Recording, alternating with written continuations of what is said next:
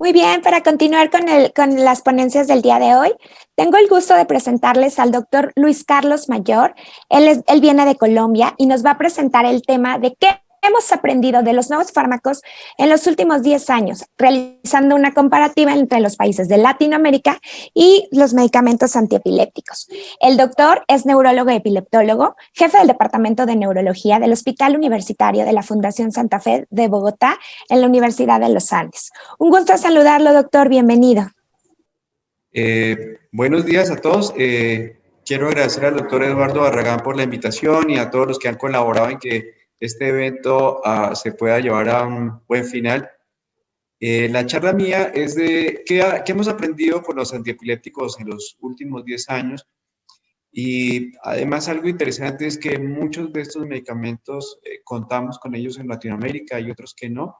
Y la idea es ver qué hay bueno que hemos logrado a través de estos tiempos.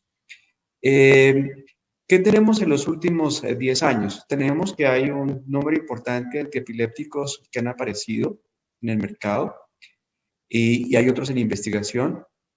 También tenemos de interesantes que con varios de los antiepilépticos nuevos hemos logrado, uno, mejor tolerancia, menos efectos secundarios con varios de ellos, y en uno que otro medicamento también tenemos hoy en día presentaciones como las XR, las CR, que permiten que uno dé dosis única diaria, lo cual es ventajoso sobre todo en el adolescente. En los niños tienen la ventaja de que tienen siempre una mamá que está pendiente del medicamento, lo cual hace que sea más fácil que lo tomen, pero las formas CR y las formas de toma única diaria es una ventaja para el, como había dicho yo, para el adolescente que ya comienza a tomar la medicación por sí mismo, o cuando el niño solamente la mamá está o el papá está siempre disponible en la noche, en el día tiene que salir a trabajar y es menos probable que sea el medicamento como debe ser. Lo otro, hay algunos medicamentos que van a tener una indicación muy puntual y en esto creo que el que más se destaca es el estripentol, que es un medicamento para el síndrome de Lennox-Gastaut. Es un medicamento que creo que en Latinoamérica nadie lo tiene disponible, pero cuando uno tiene pacientes con síndrome de Lennox-Gastaut, es una de las medicaciones que eventualmente uno puede ofrecer a la familia como una alternativa y hay quien lo consigue y se lo puede suministrar al paciente. Lo otro, el porcentaje de control de crisis continúa igual. Es algo que seguimos viendo a través de aumentar y probablemente es por la patología que tiene de base. Muchos de los pacientes pueden tener displasias focales corticales o neoplasias que hacen que uno no logre el control de crisis y que la indicación definitivamente sea una cirugía, pero el primer paso siempre han sido los medicamentos. Lo otro que hemos logrado a través de estos 10 años es un mejor entendimiento de lo que es una politerapia racional, qué es lo que debemos combinar y qué no debemos combinar. Y algo también que ha venido desarrollándose en los últimos años en epilepsias en niños es el hecho de que existen las canalopatías y con las canalopatías vamos a ver algunos pacientes que empeoran con los inhibidores de canal de sodio, como ocurre con el síndrome de Dravet. Y uno sabe que un niño con síndrome de Dravet le colocamos inhibidores de canal de sodio y el niño nos empeora. Y lo otro, que curiosamente hay otras canalopatías en donde los inhibidores de canales de sodio son la indicación y es lo que sirve. Y en eso, pues, los estudios de genética nos están ayudando muchísimo a definir qué hacer. Esto yo creo que también es un punto bien interesante. Esta es una gráfica del número total de antiepilépticos que estamos teniendo hoy en día. Y si vemos desde el año 2000, el número de medicamentos aumentó de una forma bien importante de lo que tenemos disponible. Coloqué el clobazam aquí, que a pesar de que el clobazam en Latinoamérica, en Europa, lleva más de 30 años de uso, mucho más. En los Estados Unidos lleva poco tiempo. La experiencia de ellos es corta con el medicamento, pero todos sabemos que es un medicamento que personalmente nos encanta colocar como droga de adicción. Y en pacientes con síndrome de Lennox-Gastaut creo que todos lo hemos usado. Lo otro que está aquí, que destaco, es la sunisamida, que la voy a comentar. Es un medicamento que tiene la ventaja que es útil para crisis focales y dosis única diaria. La oxcarbazepina, que es la siguiente generación de la carbamazepina, y si miran más arriba está la eslicarbazepina, que la eslicarbazepina es la tercera generación. La ventaja que ofrece la eslicarbazepina sobre la oxcarbazepina realmente es dosis única diaria. Igualmente puede producir hiponatremia, sobre todo en el adulto. El niño es menos sensible a tener hiponatremia. Y hay otros medicamentos que perdieron uso en crisis focales, a pesar de que se desarrollaron después, como fue el gabapentin y la pregabalina, que hoy en día se utilizan más para el dolor. El felbamato lo dejé aquí porque el felbamato es un medicamento que, a pesar de que tenía problemas en la retina. Este es otro medicamento, el estiripentol, que también es un medicamento que creo que en Latinoamérica de pronto no lo consigue, tal vez en Argentina, creo. El resto de países creo que no lo tenemos disponible. Es un muy buen medicamento para crisis atónicas y tónicas en niños con síndrome de Lennox-Gastaut.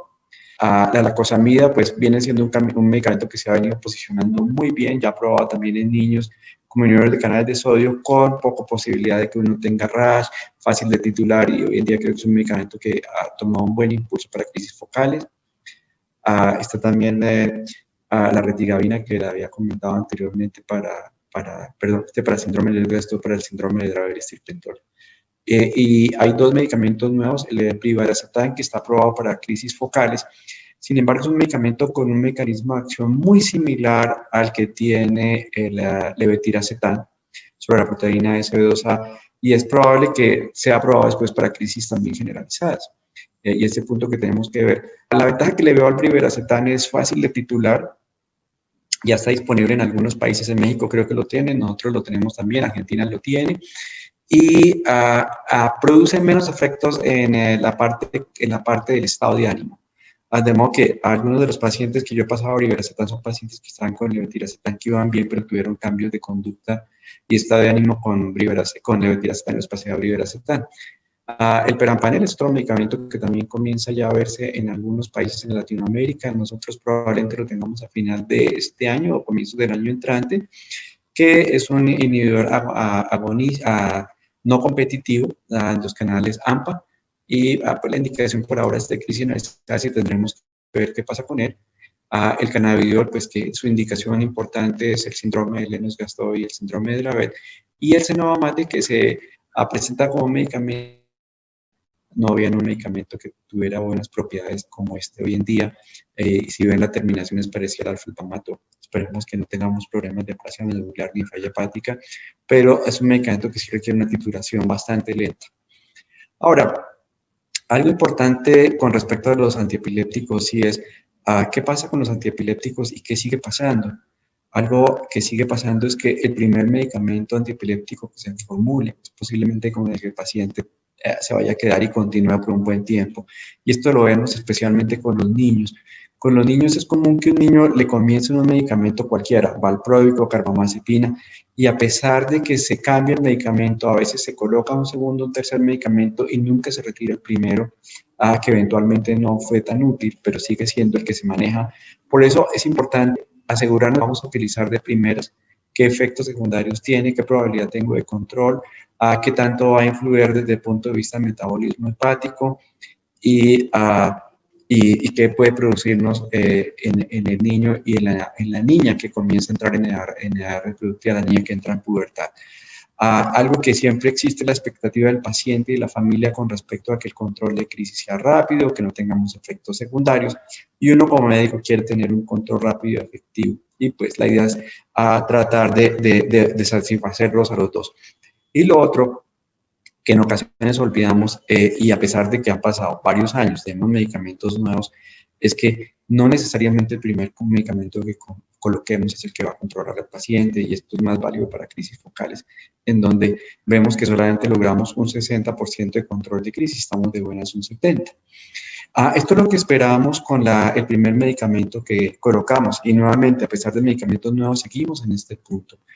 Este punto aplica mucho más realmente para crisis de inicio focal, en donde la mayoría de los estudios le muestran a uno que el primer medicamento logra un control del 50%. Hay quienes somos más optimistas y le damos el 60%, pero de ahí no pasamos en crisis focales. Y como el segundo medicamento nos da un 60%, y quedamos con un 30% de pacientes que, a pesar de colocar un medicamento nuevo, de utilizar los medicamentos de nueva generación, del uso de politerapia, estos pacientes no logran un control superior al 5%, y en donde aquí tenemos que tomar otras medidas, que son las medidas de las dietas, son las medidas de la evaluación siempre del paciente que pueda ser candidato a cirugía de epilepsia. Y en donde, como habíamos dicho, los medicamentos nuevos no están ofreciendo más control de crisis, de pronto sí más en menos efectos secundarios. Y esta es una gráfica interesante en donde muestran el paciente que está controlado con el primer medicamento. Mire que cerca del 50%, esta gráfica del 47%, y cómo, qué pasa con los pacientes que descontinúan después del medicamento. Estos pacientes, el 3% permanecen libres de crisis a quitar el medicamento. Con el segundo medicamento logramos un control de un 13%, lo que nos da un 60% de control de crisis en promedio en los pacientes, y nuevamente insisto en que es más para las focales, y en donde en estos pacientes con un segundo medicamento, al retirar el medicamento, 4% van a quedar libre de crisis. ¿Qué pasa cuando añadimos un tercer medicamento? Un tercer medicamento, de ahí para adelante logramos un 4 o un 5% de control de crisis, entonces no vale la pena colocar un tercer medicamento cuando los dos primeros han tenido no han logrado control y no ha habido efectos secundarios, están indicados por el tipo de epilepsia, y como solamente un 1% de estos pacientes van a permanecer libres de crisis cuando retiramos el medicamento. Estos son algunos de los mecanismos cómo actúan los medicamentos antiepilépticos.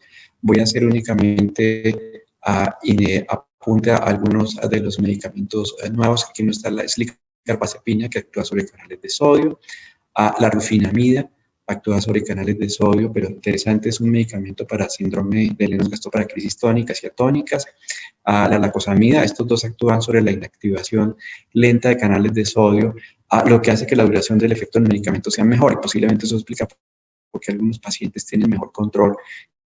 Incluso algunos pacientes míos los cambio de carbamazepina a lacosamida, y uno que otro tiene mejor control. La fenitoína, que no está aquí anotada, está aquí arriba, definitivamente es un medicamento que hoy en día no se formula en niños, y cada día uno lo formula menos. Yo habitualmente no lo formulo, salvo para estatus epiléptico algunas veces. Fíjense que algunos medicamentos tienen también modulación sobre el glutamato, que es curioso, sobre la motrigina, que posiblemente por eso nos funciona en otro tipo de crisis en epilepsias de difícil control. Sobre los canales de calcio, la tozoximida y el valproico, que son los dos medicamentos para epilepsias de tipo ausencia. Y algo interesante, el gabapentin, la tiagabina, que actuaba sobre la recaptación de canales del GABA, pero es un medicamento que también salió del mercado y que empeoraba, producía estatus de ausencia en alguno que otro paciente. Y la sonizamida y el topiramato, que tienen algo sobre la anhidrasa carbónica, lo cual explica por qué algunos de estos pacientes tienen dificultad con control de temperatura, porque se asocian en algunos casos con glaucoma, y también porque pues facilitan los cálculos en algunos pacientes. Y estos son algunos de los medicamentos nuevos que había comentado al comienzo: el estripentor, que tiene indicación para el síndrome de Dravet, que tiene acción sobre el GABA; la rufinamida, que es inhibidor de canales de sodio, que es para el síndrome de Lennox-Gastaut en crisis de tónicas y atónicas; la lacosamida, pues, que actúa sobre la inactivación lenta de los canales de sodio, y que es un medicamento que hoy está en día aprobado para los niños con crisis focales, y personalmente me encanta el medicamento. La carbazepina, que es la tercera generación después de la oxcarbazepina, la ventaja que ofrece es dosis única diaria; el perampanel, que por ahora sabemos que actúa sobre los canales AMPA, y que uno de los usos que va a tener posiblemente es en epilepsias de tipo generalizado; el brivaracetam para crisis focales, pero que seguramente, como les había comentado anteriormente, nos va a permitir que pacientes que estaban con levetiracetam bien controlados, pero con efectos secundarios en el estado de ánimo, probablemente lo podamos utilizar, y probablemente va a tener uso en crisis generalizadas también. El derivado del cannabis para el síndrome de Dravet y Lennox-Gastaut, que todos los papás hoy en día le preguntan a uno si le podrían dar, o muchos de los papás preguntan si le pueden dar cannabis a sus niños con crisis focales no controladas. Y el cenobamato, que es un medicamento nuevo, apenas recién lanzado en los Estados Unidos, en donde el medicamento tiene acción sobre canales de sodio, pero también sobre canales de la captación del GABA, y tiene un doble mecanismo de acción que parece que lo hace interesante, en donde realmente vamos a tener que esperar la experiencia y ver qué tanto funciona y qué tanta indicación va a tener en niños. Ahora, como había comentado, ¿cuál es la razón de los antiepilépticos que aparecieron en los últimos años, los nuevos antiepilépticos? ¿Y por qué la preferencia?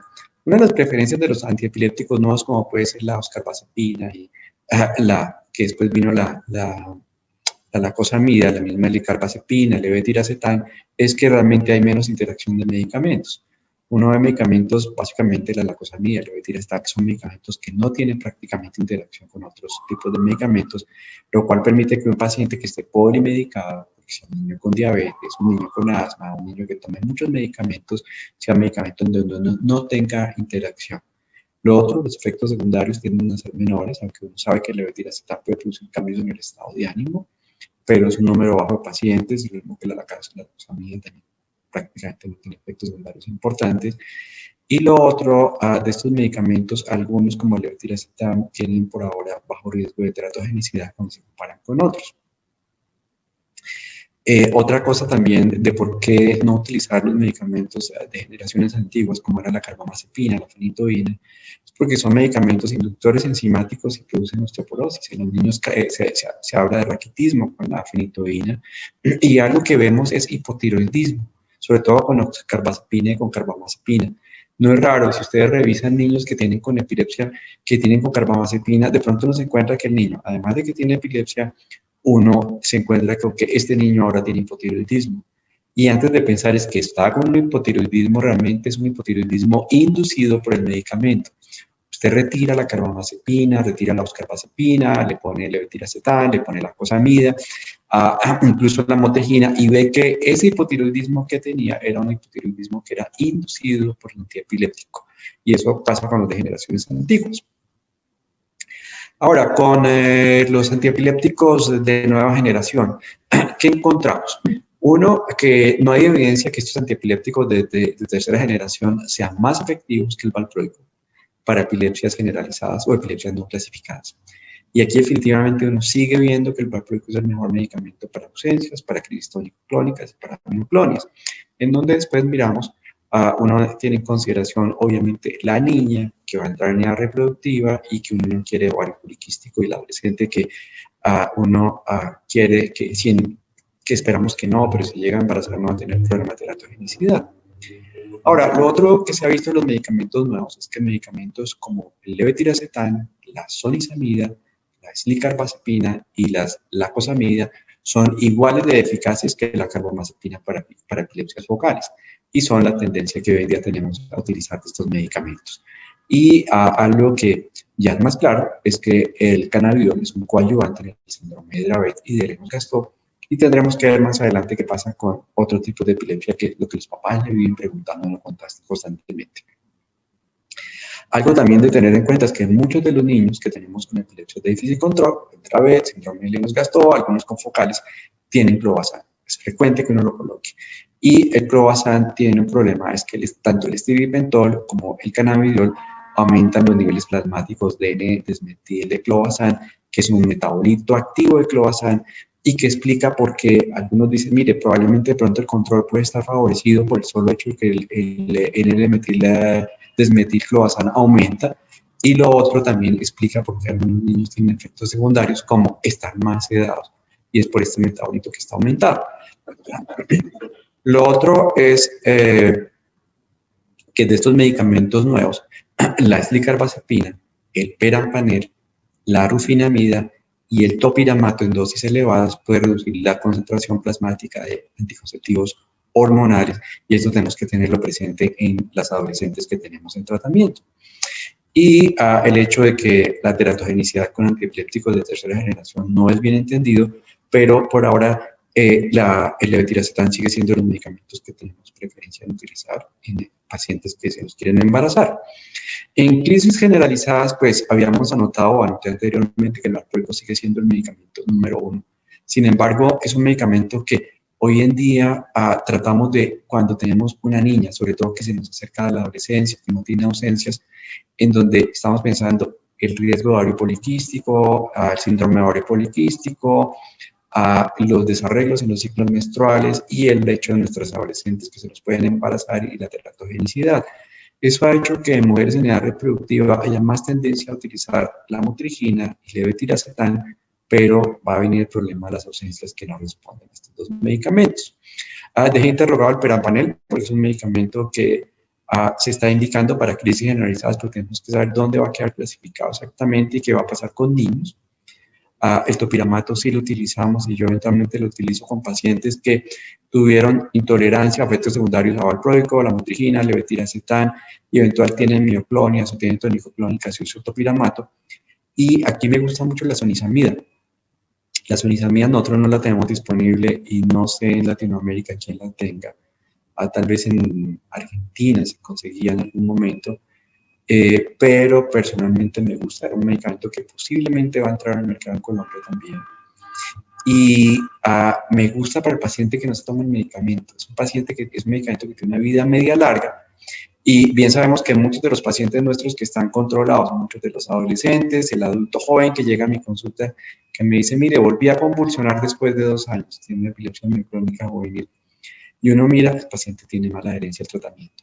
Uno insiste en la adherencia, trata de buscar dosis de medicamentos que sean toma única con las formas RETAR, pero ese paciente que tiene mala adherencia a la sonizamida es una buena posibilidad. Y nuestro medicamento estrella para ausencias, pues la atosuximida junto con el valproico, pero hay niños que solamente responden a atosuximida y no está disponible en muchos lados. Miren esto que es interesante. Las epilepsias generalizadas, a diferencia de las focales en donde le dicen a uno que la respuesta al medicamento es del 60%, a las ausencias, las tónico-clónicas puras, las que llamaban anteriormente tónico-clónicas del despertar, y la epilepsia mioclónica juvenil, tiene una respuesta que puede ser del 80% con los medicamentos.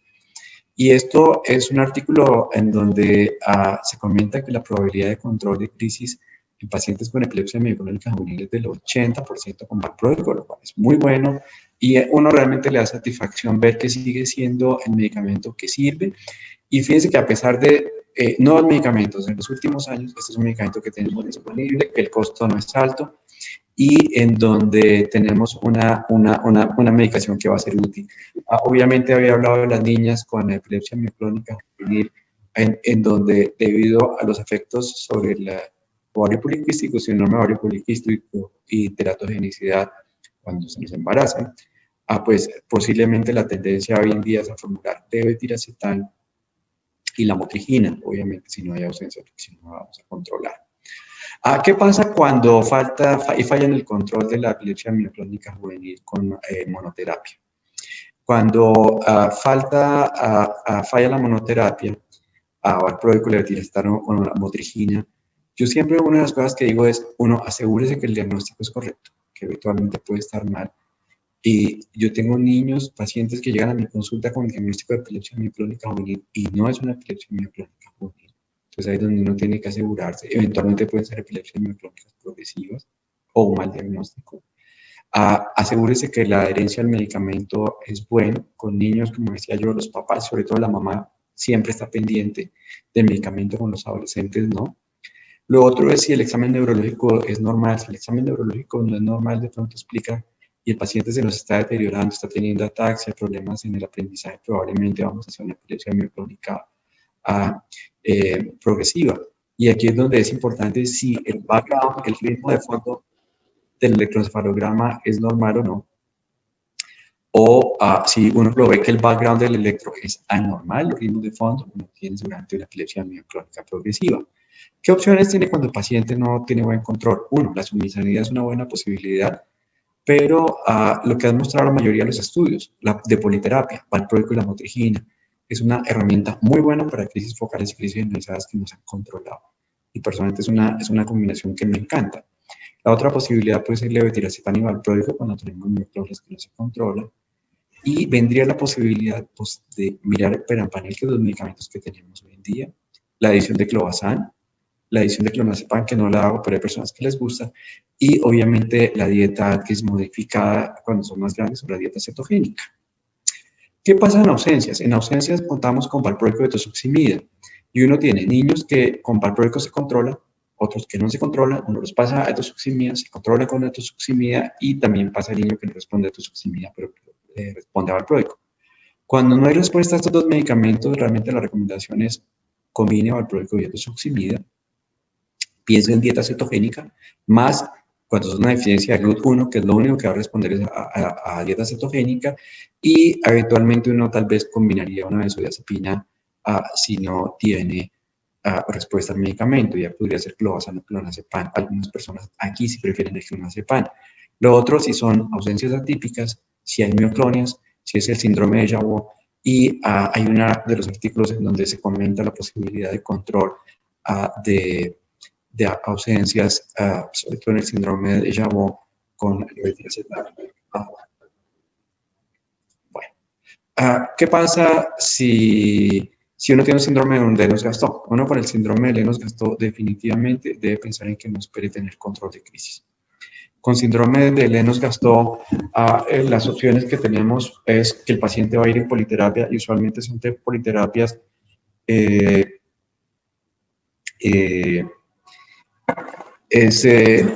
revisar en politerapias si es la apropiada o no, y en esto la politerapia más apropiada posiblemente sea utilizar la motrigina, topiramato y clobazam.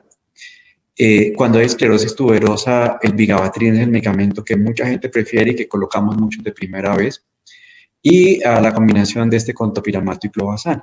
Otras posibilidades es valproico, topiramato y la motrigina, clobazam y rufinamida más velvamato como adición, cualquiera de estos, la rufinamida para el manejo de crisis tónicas.